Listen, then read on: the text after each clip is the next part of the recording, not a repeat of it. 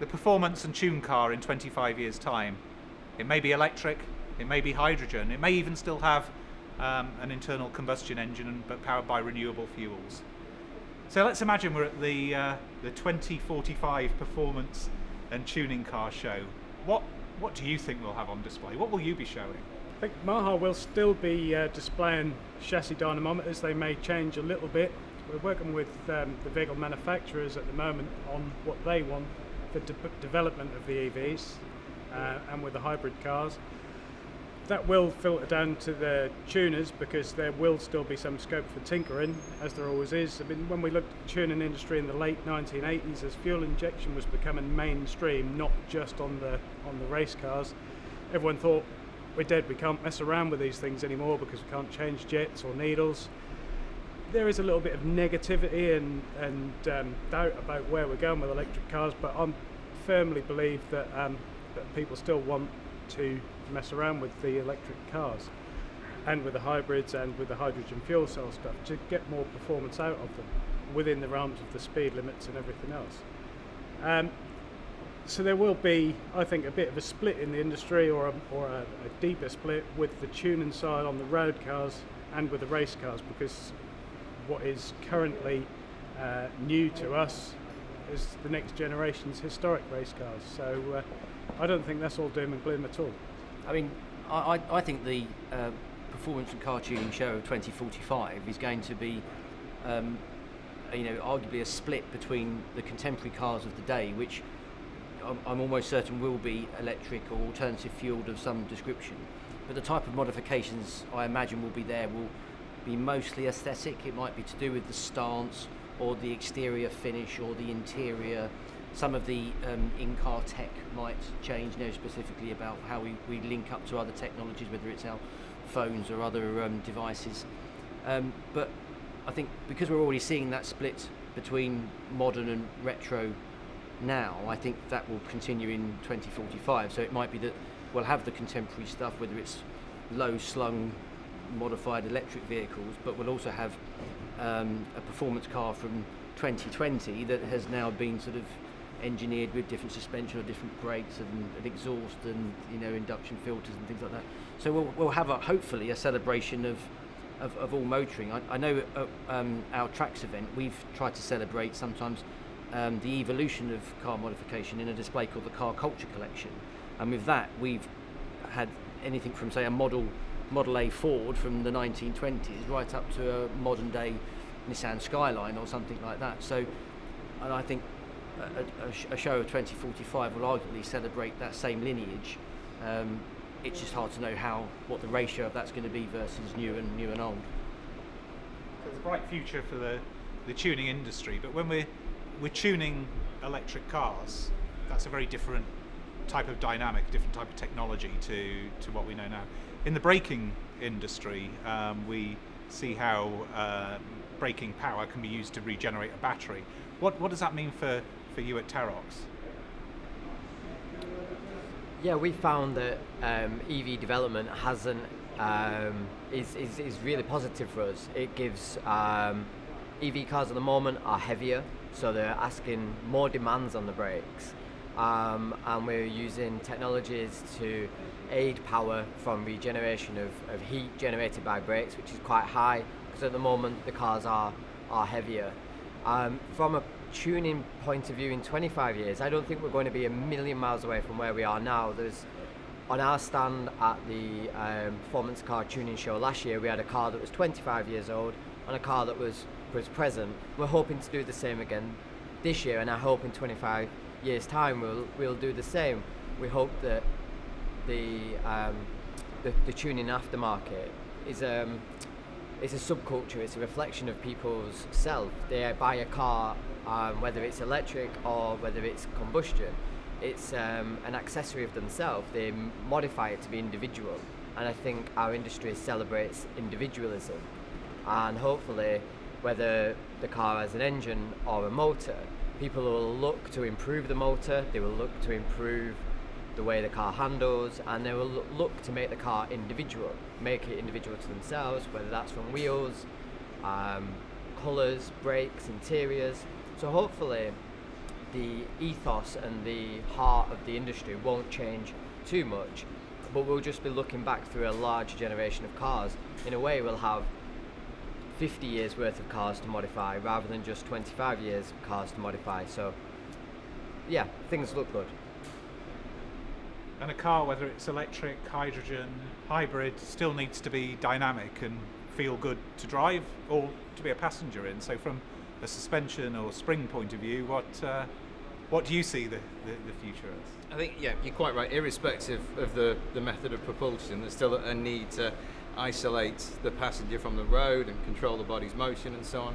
So that doesn't present a challenge to us. There will still be a need, and there's still a human psychology that likes to tinker with vehicles, and certainly we can cater for that. There may be more of a shift towards, let's say, comfort if we're talking about an autonomous vehicle rather than dynamics. But that's just a case of changing our engineering brief. And if we do talk about autonomous vehicles, then for what we lose hopefully in customers who are now driving autonomous vehicles, hopefully if they are passionate, they will grow and move into the track day market, and hopefully we'll see that blossoming and populated by people who still want to have fun in their cars and still want to make steering and accelerative or decelerative inputs. In your industry, Jonathan, how do you see that? Because you're in the business of bringing air into an internal combustion engine. So how do you see your stand in 2045? Obviously, on the face of it, if the internal combustion engine more or less disappears, that's a problem for the straightforward air filter tuning business. As you said, there is likely to be a classic car market. There's likely to be a track day market. There may even be internal combustion engines running on alternative fuels. But it's not all, a downside. A fuel cell needs clean air to run on. It needs oxygen to catalyze with the hydrogen. And also a lot of these electrical devices need cooling, and you quite often need the air that's cooling them to be very clean, otherwise the cooling performance of the cooling devices deteriorates over time. So there may well be markets for air filtration that we haven't really envisaged yet. So I'm very hopeful that there's a strong future for the air filter industry and the tuning industry. From Milltek's point of view, we look at it in kind of two ways. First of all, we've been around for 36 years and we're still producing exhaust today that we did when the company was founded originally. So our classic car business and the growth of that continues year on year very strongly. We're already seeing under the recent changes to emissions rules to cars, people are wanting to keep hold of their vehicles and own them longer. So this will only drive their desire to continue to modify and upgrade them over time. The second way we look at it is that we want to advance and move forward with the market, which is why we've invested in R&D and looked at ways that we can bring some of the elements of an exhaust, the soul and the sound and the experience that an exhaust gives to EVs with our sound generation technology. So this allows the likes of many of the EVs, and we've done this across vehicles such as Tesla's, the Jaguar I-Pace, and even recently an electric rally car that was based on a Renault Zoe that couldn't run in forest stages because it was too quiet. And we brought sound to that vehicle with the active sound technology that we've developed. So from our side, it will go in two ways. We will see growth in the retention and the classic car market, but also as vehicles become inherently quieter because they have no internal combustion, we'll be able to help bring back some of that soul and passion that can be lost on these vehicles. This is an example of our active sound technology. So this is based around a carbon fibre cone speaker that is low frequency to simulate the depth and tone that an exhaust would make. It also makes that sort of pushing of the air, so if you actually have the system running and place your hand over the end of what appears to be a tailpipe, but obviously there's nothing coming in other than the connector, you actually feel the air moving because of the design of it.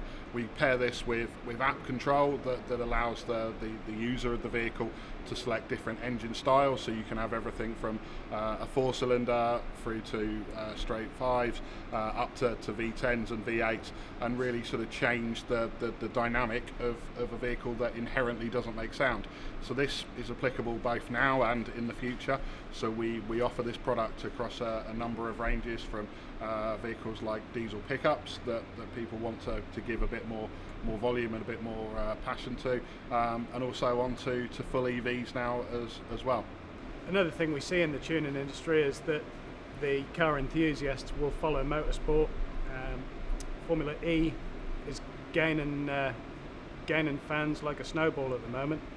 I think at some point, as soon as there's some decent range in electric cars, that people will want to improve the suspension and brakes on the electric cars and take those on track too. Can track days be exciting with electric cars or hybrid cars? We'll see EVs and hybrids on track. Normally with motorsport, it seems to be the proving ground for developing systems and performance, and as we get into very much an sort of electrification era now, we can already see some very successful racing series. I don't think it will be very long before we see some of the more performance orientated EV cars coming to track. Very recently we've seen in the press manufacturers going head to head on certain circuits in Europe, trying to prove the track capabilities of EV cars. So yeah, I think it will happen, and I'm sure that the acceleration and the torque that these vehicles are able to deliver will be a thrill on track too. So is 2045 only going to be about electric and hydrogen fuel cell? I think that the performance industry, the tuning of cars, is going to survive through that and incorporate it, just as when cars changed from carburetors into injection, people started to say you're not going to be able to modify or tune a car because it has a complicated computer. My dad had a Mini, he changed the carburetor, he made it faster. I got a Mini, I plugged it into a computer and I made it faster. Maybe my son will be able to change the motors on his EV and make that faster. I think it's part of our life. If it's in your blood and you enjoy it, I think we can see that the industry started over 25 years ago and has gone through some massive changes. I think it will still be here in 25 years' time and still full of exciting new products.